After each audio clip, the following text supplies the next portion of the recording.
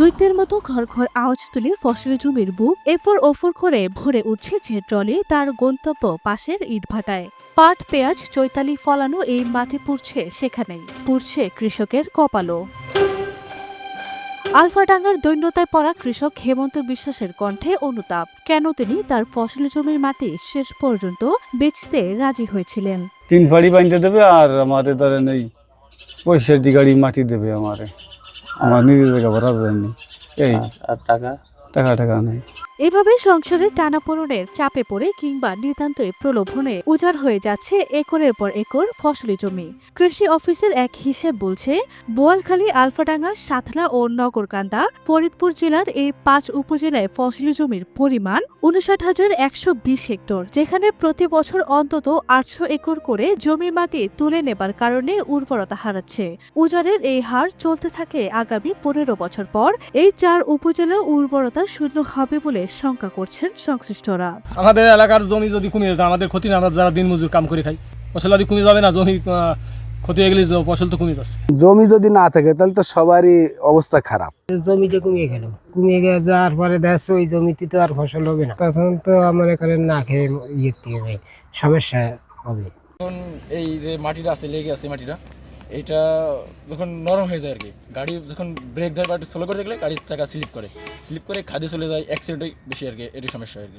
স্বার্থর পরে লেগে টাকার জন্য বিক্রি করে দেয় মাটি, তারা হলো ক্ষতি করে দেশের। আইন কানুন যদি কৃষকরা জানতো তাহলে ওখানে দিত না। আমার মূল উদ্দেশ্য হলো এই যে মাথায় বাড়ি করবো, ওই পাশে নারকেল গাছ, কলা গাছ বা আরও এই যে ফসল পাই আমি তার থেকে আরও 3 গুণ ফসল বাড়ানো বৃদ্ধি করার জন্যই এই পরিকল্পনা নিয়ে আমি এখানে কাটতেছি। এই মাটি কাটা শুধু জমির উর্বরতা নষ্ট করছে না, এর নিষ্ঠুর প্রভাব পড়ছে পরিবেশের উপর, গ্রামের জীবনের উপর। ভারী ট্রাকগুলো যখন গ্রামের সরু রাস্তাগুলো দিয়ে চলে তখন ধুলোয় ঢেকে যায় আকাশ বাতাস, ক্ষত বিক্ষত হয় রাস্তাগুলো। ছোট শিশুরা, বৃদ্ধরা, এমনকি সাধারণ মানুষও আক্রান্ত হয় নানা রোগে, অথচ এই অন্যায় বন্ধ করার কেউই নেই।